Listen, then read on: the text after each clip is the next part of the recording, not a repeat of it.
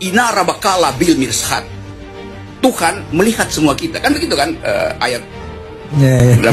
Inara bakala. God is watching us itu. Bahasa Inggrisnya begitu. Saya baca versi Inggrisnya. Anda itu pernah mau suatu kontroversi dalam konteks religi. Iya. Anda mengatakan bahwa kitab suci itu fiksi. Itu satu. Sekarang kontroversi kalau nggak salah ada yang melaporkan Anda juga itu. Oh, dan sampai sekarang laporannya belum dicabut. Oke. Dalam hal ini orang banyak bertanya, ini Rocky Gerung ini Islam, Kristen, apa ateis, apa free thinker? Jadi orang mau bilang Rocky Kristen nggak bisa, karena belum pernah lihat orang belum pernah lihat beliau ke gereja. Orang mau bilang Islam juga nggak bisa, belum pernah lihat ke masjid, gitu kan? Oke, sehingga muncullah kesimpulan orang ini, oh ini free thinker, ini ateis. Seperti apa tanggapan Anda? Ateis, Kristen, Islam? Boleh nggak? Free thinker? Gue jawab minggu depan. Kenapa?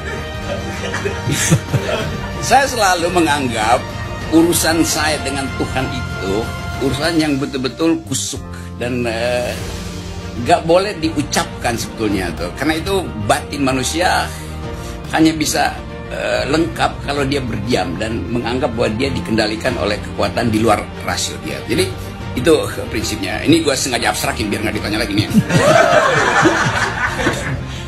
Tapi di dalam kehidupan bernegara, agama itu adalah hak, bukan kewajiban. Di dalam kehidupan komunitas Muslim, Kristen, agama itu kewajiban. Kan kita nggak lihat ada hukum dalam konstitusi kita wajib beragama, enggak. Setiap orang dijamin haknya untuk memeluk agama atau keyakinan. Jadi hak dia yang dijamin.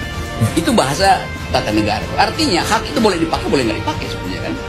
Lain dengan kewajiban. Nah, itu juga udah kontroversi. Tetapi saya sering anggap bahwa biarkan hak itu secara fakultatif, boleh dipakai, boleh enggak. Tetapi kalau masuk dalam komunitas agama, tentu orang akan tanya tuh, agama Anda apa itu? Demikian misalnya di KTP ditulis agama seseorang. Iya, tapi itu kan KTP, itu kan catatan administrasi. Buat apa?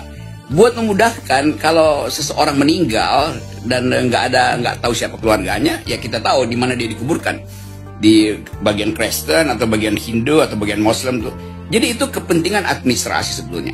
Tapi batin orang itu tidak mungkin diasuransikan pada negara. Negara nggak jamin orang masuk surga. Negara nggak jamin seseorang itu mulia tuh. Jadi waktu saya bilang kitab suci itu fiksi, sebetulnya kalimatnya dipenggal. Kan saya bilang waktu itu kira-kira begini. Bila kitab suci itu menimbulkan imajinasi, maka dia adalah fiksi. Karena fiksi artinya sesuatu yang menimbulkan imajinasi. Nah sekarang kalau saya kasih contoh misalnya, akhirat, Yomil akhir,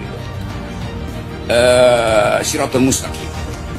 Kalau ditanya pada nenek saya, keluarga saya separuh juga Muslim, tapi itu saya terangkan di sini sekedar untuk memberi ilustrasi ini. Kalau misalnya saya tanya pada kakek saya yang Muslim, neraka itu apa, Kek? Dia akan bilang itu adalah api. Oke, apinya seperti apa? Ya seperti tempurung dibakar. Kalau saya tanya pada cucunya, neraka itu apa? Api. Seperti apa api itu? Tempurung dibakar. Dia nggak tahu bagaimana, dia nggak pernah lihat tempurung cucunya kan. Yang dia lihat adalah korslet listrik karena dia main komputer. Lalu dia bayangin neraka itu adalah korslet listrik. Jadi sebetulnya sama konsepnya, itu api. Tetapi imajinasi setiap generasi berbeda tuh. Nah itu yang saya terangkan. Saya nggak bilang kitab suci itu fiktif. Saya bilang fiksi. Fiksi itu menimbulkan imajinasi tuh.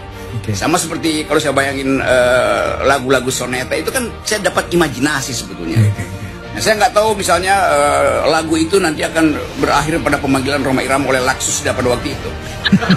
Lalu diinterogasi, ini kenapa liriknya begitu? Maksudnya apa nih, begadang jangan begadang? Ya maksudnya korupsi jangan korupsi, kira-kira begitu. Karena orang yang begadang selalu nunggu setoran.